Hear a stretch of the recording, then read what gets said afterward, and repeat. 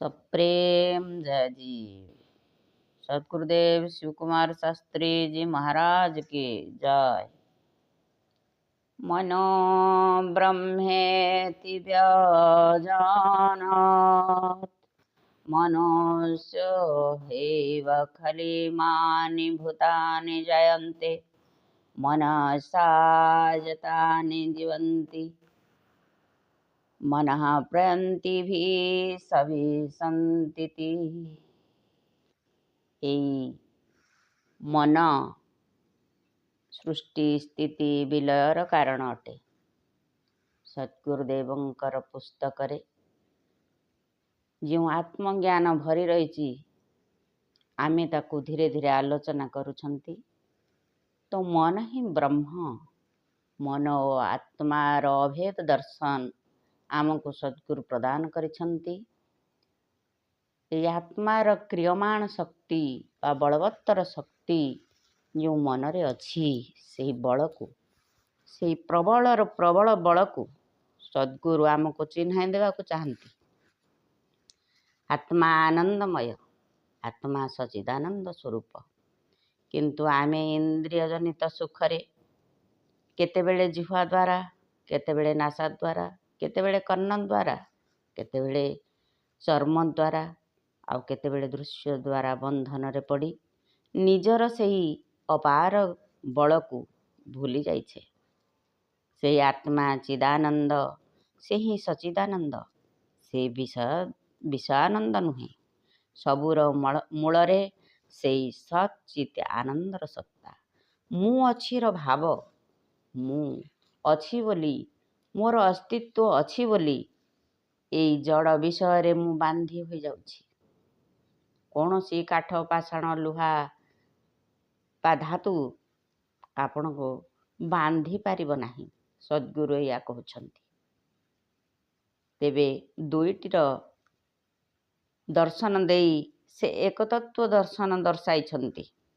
जड़ आउ चेतन को से दुईटी भाग रे विभक्त करिथिले मध्य चेतन ही समस्तर कारण अटे आ महाकारण मध्य। तेबे बाहरु मन को फेराई विषयरु मन को टाणी आनी आमे भीतरे शांतिमय आनंदमय आओ सतचित आनंद सत्ता को अनुभव करिबा केमिति सेया से चाहती। आमे जेतेबेले आत्मानंद अनुभव करने को जाऊे विषभोग त्याग करुछे। जोठी आराम मिलिबो सेठी होछि आमर भीतर आत्म प्रदेश, किंतु बाहरे संसार जदि आमे जोग करिबा आमे भीतर दिग को मोड़िबा तो मनुष्य प्रत्यक्ष रूप रे आत्मानंद को अनुभव करे। या आमे प्रत्यक्ष प्रमाण रे पढ़िथिले। तो आमे जेतेबेले कर्म बंधन रु मुक्त हवा को चाहिबा आमे ए योग ज्ञान को निश्चय आधार करी जीवन थाउणु मुक्ति केमिति हवा चिंता करिबा। कारण बोध आउ मुक्त दुईटी जाक ए आमर मनर अधीन। ए मन को जदि मनुष्य स्वयं परिचालित करी न जाने तेबे सी ताकू एमिति खालरे पकाए से पुणी ए जन्मर सार्थकता को आउ पूर्ण करि पारे नहीं। से परतंत्र हो जाए, निजे मुक्तिर अधिकारी हो पारे नहीं। तेणु आमे जो विधि अनुसार सद्गुरु देइछंती मुनि समाजर चक्र भेदन साधन आमे भीतर आड़ को मोड़िबा। जदि आमे सुख शांति आनंद पाइबा, जदि आमे सुखर केंद्र आत्मा आड़ को न जिबा, आमे बाह्य दिग को गले तेबे विषयानंद रे जड़ित होई आमे पुणी से बंधन मुखरे पड़िबा। तेबे आमे ए संसार द्वंद्वमय रु बाहरी निज को केमिति ज्ञानवान कराऊ सद्गुरु या चाहूचंती।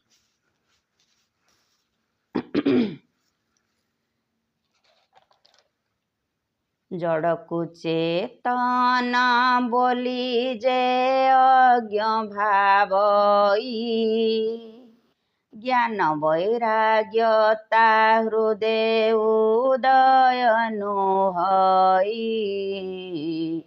ଜଡ଼କୁ ଚେତନ ବୋଲି ଯେ ଅଜ୍ଞ ଭାବଇ, ଜ୍ଞାନ ବୈରାଗ୍ୟତା ହୃଦେ ଉଦୟନୁ ହଇ।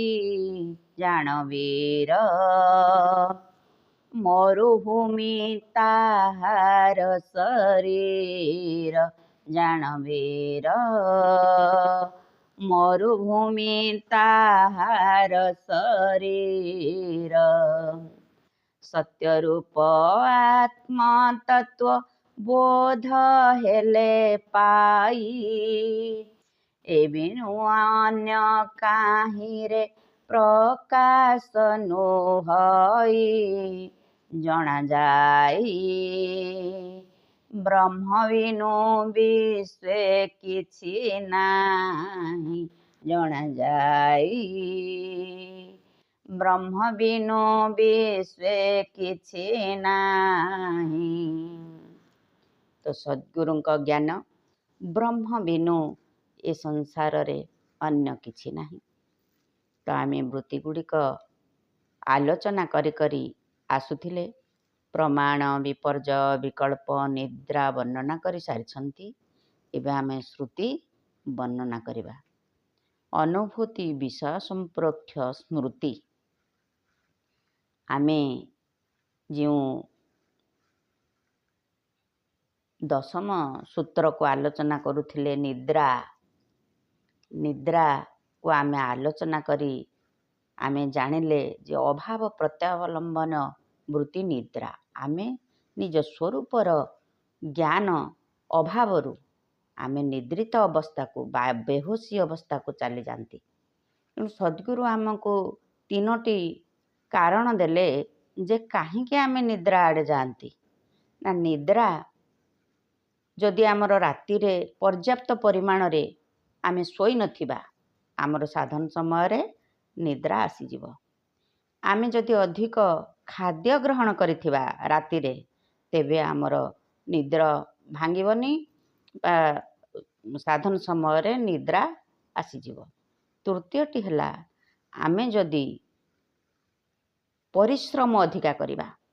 ଜଣେ ସାଧକ ଯୋଗୀ ପାଇଁ ସମସ୍ତ ଜିନିଷ ଯୁକ୍ତିଯୁକ୍ତ ହେବା ଦରକାର। ଆମର ଗୀତାର ଗୋଟିଏ ସୂତ୍ର, ଗୋଟିଏ ଶ୍ଲୋକ ସଦ୍ଗୁରୁ ନେଇଛନ୍ତି।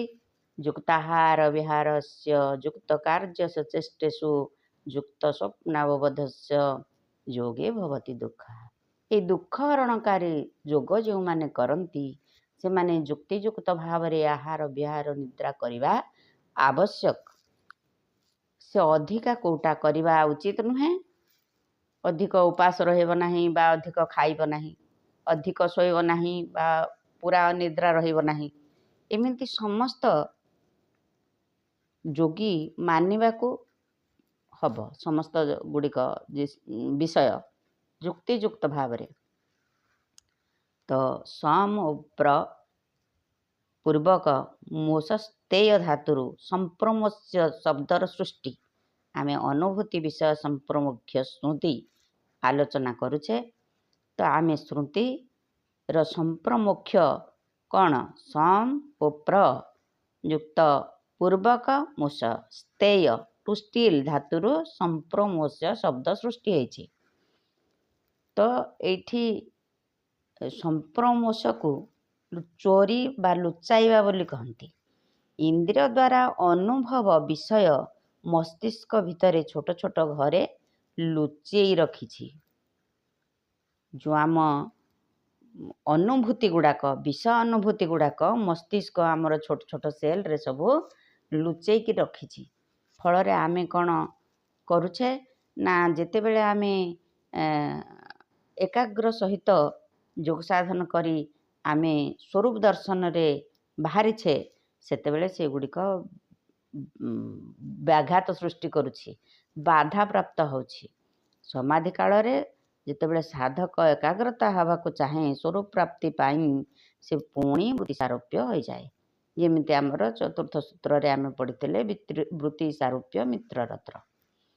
ତ ଆମେ ଯୋଗୀ ପାତଞ୍ଜଳିକ କହିବା କଥା ଯେ ମନୁଷ୍ୟ ବୃତ୍ତି ସାରୂପ୍ୟ ସମାଧିର ସ୍ୱରୂପସ୍ଥ ଅବସ୍ଥାକୁ ନ ଯିବା ପର୍ଯ୍ୟନ୍ତ ବୃତ୍ତିରେ ରହିଥାଏ। ଶ୍ରୁତି ହିଁ ଗୋଟେ ବୃତ୍ତି।